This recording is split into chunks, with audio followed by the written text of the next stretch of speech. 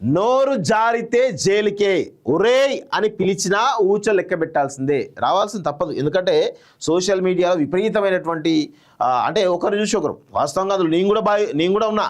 ఎందుకంటే ఒకరు మాట జరగానే దానికి తిప్పికొట్టాలని చెప్పేసి మాట జరుగుతున్న సందర్భం. సో దీనికి సంబంధించి కఠినమైనటువంటి చట్టాలు వస్తే కనీసం అందరి నోరు, నాతో ఇంక్లూడింగ్ మీ అందరి నోళ్ళు కూడా కొంత జాగ్రత్తగా మాట్లాడేటువంటి ప్రయత్నం చేస్తారు. ఆ భయం ఉండాలి కూడా, ఉంటేనే కొంత ఎవరు మాట్లాడరు.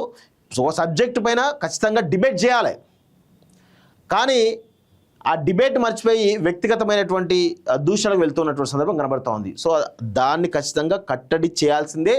దానికి సంబంధించి 100కు 100% కఠినమైన చట్టాలు రావాల్సిందే.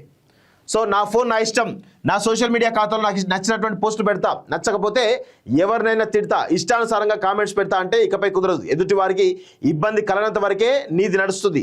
ఒక్కసారి వారు ఫిర్యాదు చేస్తే కఠిన శిక్షలు అభ్యయించక తప్పదు అని న్యాయ నిపుణులు హెచ్చరిస్తున్నారు. కొత్త క్రిమినల్ చట్టం భారతీయ న్యాయ సంహిత అలాంటి వారిపై ఉక్కుపాదం మోపనుంది అంటూ చూస్తా ఉన్నాం. తప్పదు, మంచిదే, మంచి ప్రయత్నమే జరుగుతూ ఉంది, జరగాలి కూడా. అలాంటి కఠిన చట్టాలు వస్తే కనీసం కొంతలో కొంతైనా కంట్రోల్ అవుతారు. సో కోపంలోనో ఆవేశంలోనో ఎదుటి వ్యక్తిని రే అని పిలుస్తున్నారా?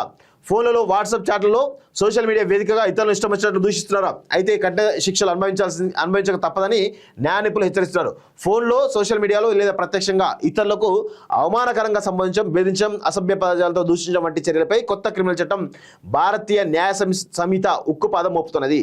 కోపంలో వాడే చిన్న పదమైనా సరే కటకటాల వెనక్కి నెట్టిలా చట్టంలో కఠినమైనటువంటి సెక్షన్లు ఉన్నాయని నిపుణులు పేర్కొన్నారు. సో చట్టాలు కఠినం. ఆ చట్టాలు ఏందో ఒకసారి చూద్దాం. సామాజిక సామరస్యాన్ని దెబ్బతీసేలా ప్రవర్తించిన, విద్వేషాలు రెచ్చగొట్టే వ్యాఖ్యలు చేసిన బిఎన్ఎస్ సెక్షన్ 196 ప్రకారం సదరు వ్యక్తులపై కేసులు నమోదు చేస్తారు. నేరం రుజువైతే గరిష్టంగా 6 నెలల వరకు జైలు శిక్ష జరిమానా పడే అవకాశం ఉంది. ఒకరు ఉద్దేశించి పబ్లిక్గా అశ్లీల పదాలు వాడడం, అవమానించడం, అసభ్యకరంగా ప్రవర్తించేటువంటి చేస్తే సెక్షన్ 296 కింద కేసు నమోదు చేస్తారు. ఈ సెక్షన్ కింద 3 నెలల వరకు జైలు శిక్ష లేదా జరిమానా విధిస్తారు. గొడవలకు దారితీసేలా వ్యవహరించిన సెక్షన్ 350 కింద 3 నెలల వరకు జైలు శిక్ష పడుతుంది. మతపరమైన దూషణలు, మత విశ్వాసాలు అవమానిస్తే సెక్షన్ 295A కింద 3 ఏళ్ల జైలు శిక్ష పడేటువంటి అవకాశం ఉందని, ప్రమాదం ఉందని చెప్పేసి న్యాయవాదులు వివరిస్తున్నారు. భావ ప్రకటన స్వేచ్ఛను బాధ్యతాయుతంగా ఉపయోగించుకోవాలని, ఇతరుల గౌరవానికి భంగం కలిగించేలా ప్రవర్తిస్తే కోర్టుల చుట్టూ తిరగాల్సి వస్తుందని చెప్పేసి కూడా న్యాయ నిపుణులు చాలా స్పష్టంగా చెప్తా ఉన్నారు. సో నోరు జారితే ఇక రోజు ఏదో విధంగా నోరు జారితే మాత్రం కఠినమైన చట్టాలను మొత్తానికి కొత్త చట్టం తీసుకురావడం జరిగింది అని చాలా స్పష్టంగా తెలుస్తుంది. సో ఇప్పటి నుంచి ఎవరైతే కనీసం అగ్రెసివ్గా మాట్లాడి రారాపరపడుతున్నారో వాళ్ళు కొంత జాగ్రత్తగా వాళ్ళ నోరు కంట్రోల్లో పెట్టుకోవాల్సినటువంటి అవసరం అయితే ఉంది అనేది చాలా స్పష్టంగా తెలుస్తోంది.